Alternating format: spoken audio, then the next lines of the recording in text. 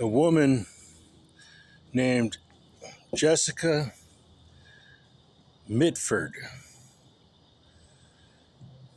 a British woman, a German, maybe a British woman with a German name. Mitford means with Henry Ford. Jessica Mitford. One of her daughters was a communist, and one of her daughters was a uh, communist Marxist sympathizer, and one of her daughters was a Nazi Third Reich sympathizer. And they each had diamond rings, and one of her daughters would scratch a hammer and sickle into the window, and the other daughter would scratch a swastika into the window. Well, there was some moral ambiguity because the Third Reich Germans had some good ideas, and they were not killing Jewish people. They were not killing families. They were not killing women, regardless of what the British news media at the time was saying. The Germans were not murdering Jewish people. But the Germans had a problem. The Germans were alienated from the United States of America because the Germans were jealous of the United States of America. So Germany was never powerful enough to defeat the British, and the British defeated Napoleon before Hitler. The British defeated France before Germany. So the British Empire has the geographical fortress, the British Islands, and the British have long-term planning experience and contacts all over the world. So the British set up a French continental European strongman and knocked him down. And then the British set up a German continental European strongman and knocked him down. Napoleon and Hitler, they have a lot of parallels in common with each other. They were both selected by the British, brought up to be the strongman so that the British could knock them down. Okay, so Napoleon was not guilty of defending slavery, racial slavery in Haiti. There was no racial slavery in Haiti. So the British abused Napoleon's reputation, and the British abused Adolf Hitler's reputation. Adolf Hitler was wrongly accusing the Americans of the official beliefs of Americans themselves, the racial slavery of Africans, and the sweeping away of the Native Americans who actually were brought by the Spanish. So there were never Native Americans. Most of them were brought by the Spanish, but then there's some that arrived from the Pacific Asians who arrived from the Siberia to Alaska route and down to California from there. So, and that happened recently. It could have been Chinese were here before the Spanish, because the Spanish went to China and the Chinese immediately learned how to make a boat, a ship. They said, oh, look at what the Spanish have done. The Portuguese arrived in maybe 1500 in East Asia, and the East Asians said, I think the East Asians had less ability with carpentry. Maybe, maybe not. What if the East Asians just had an aversion to all the Caucasians who are out there in the rest of the world? So the East Asians don't go out and provoke the Caucasians to follow them back to China.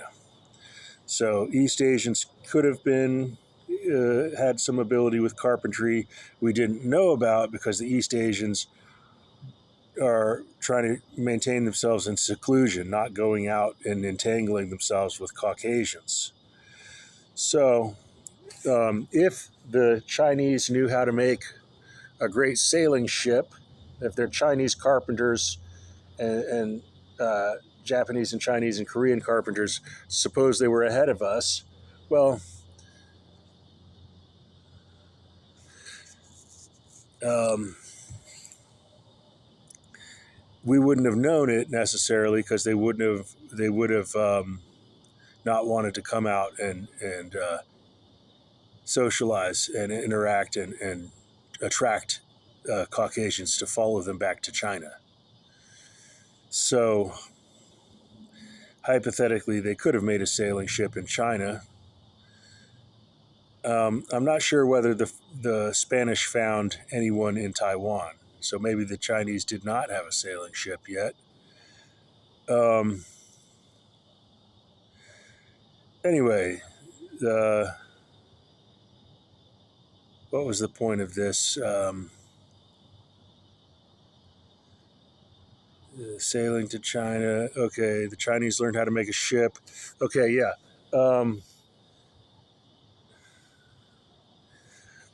It's really hard. The distance across the Pacific Ocean is really difficult.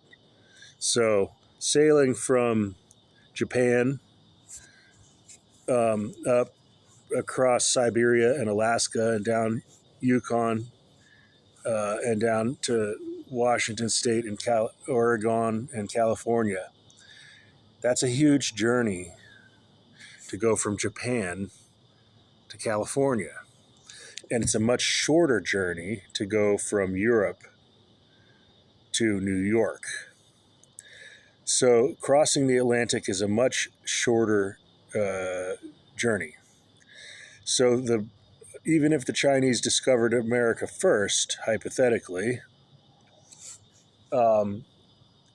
they still couldn't bring themselves in large numbers as quickly as the Europeans could across the Atlantic, which is much more narrow versus the Pacific Ocean.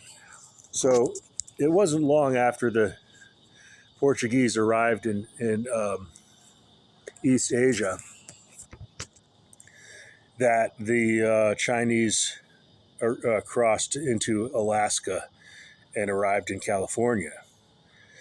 So the Chinese discovered the west of America, the West Coast, I think. I think. Well, I think so. And then the Chinese, the Spanish learned from the Chinese about America. And so then the Spanish silently redirected their ships to America, to Central America, to Cuba and Florida. And the Northern Europeans kept going to East Asia. And the British didn't know. The Spanish didn't tell the British for a long time. The Spanish didn't tell the British about America. So the Spanish abandoned East Asia and they went to America. And the British went to Australia and New Zealand. And the Spanish said, we don't want Australia. We don't want New Zealand. America is where we're going. So the Spanish got to America first and claimed the best places for themselves. Panama is strategic. Panama Canal is strategic. And the warm climate is better and more productive of food all year round. So North America has only got one good place for agriculture, the southeastern United States. And North America is actually the second prize. The first prize was South America and Central America. That was the better prize, and the Spanish got it. And the British didn't know about America for a long time. The British went all the way to Australia and New Zealand. So the British dispersed themselves all over the world, foolishly. And I wondered if maybe the Chinese had wanted the British to do something foolish like that. The Chinese and others who are planning, the Chinese and Africans said, those white people, they're very clever. Let's see if we can fool them into just spreading themselves out until they are not concentrated and not together in a strong group. So the British are all over the place. and the Spanish are right there in Central America and South America. So the Spanish Empire is much more consolidated, and the British Empire is much more dispersed. So the Spanish are gaining from their advantages of being first in America. Their economic region is advantageous. Their economic strength must be growing, and the British are falling further and further behind. So it seemed at one point that the British were stronger than the Spanish, and the British had a lot of industry, and the British had bigger machines and had machines before the Spanish, and eventually the Spanish catch up and modernize, and the Spanish have a bigger economic region and a more efficient empire without having too much distance to travel between the parts of the Spanish Empire, which is also the Roman Empire. Spain and Italy are one nation.